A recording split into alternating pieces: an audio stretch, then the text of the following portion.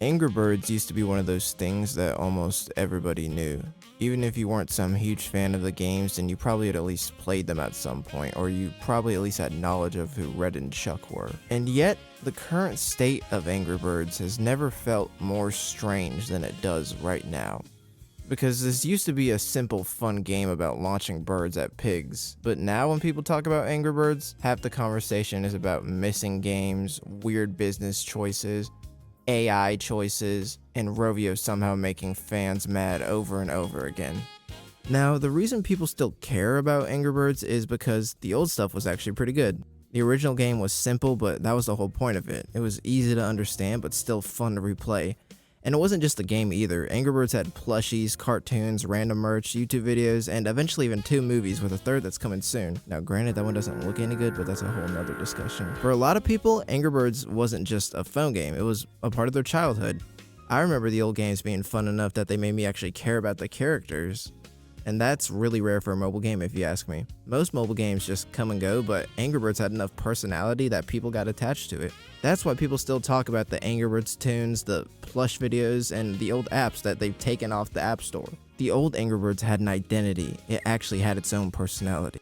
Now, I'm sure we all know about the whole Bring Back 2012 situation that happened where Rovio took down a bunch of the classic Angry Birds games like Angry Birds Space, and Angry Birds Epic and just completely wiped them from the App Store.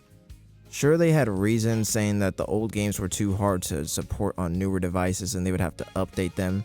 And while I'm not sure if this is true or not, I really do feel like Rovio was just being lazy if we're being honest. That whole situation that happened was a huge tank for Rovio's career already, I would say. And it was even stranger when they finally decided to bring back Angry Birds Classic for 99 cents, but then they took it off the App Store and renamed it Red's First Flight instead because they said it was taking away attention from their other games. Which is really strange because you would think they want to make more money, but instead they're trying to hide the original games and replace them with these newer ones that are just slop that nobody cares about. So even when Rovio technically did bring back the old games and do what fans wanted, it would still end up being really weird the way that they do it, and people just don't trust them because of this. And that's not the only reason they don't trust them. We haven't even talked about the AI problem.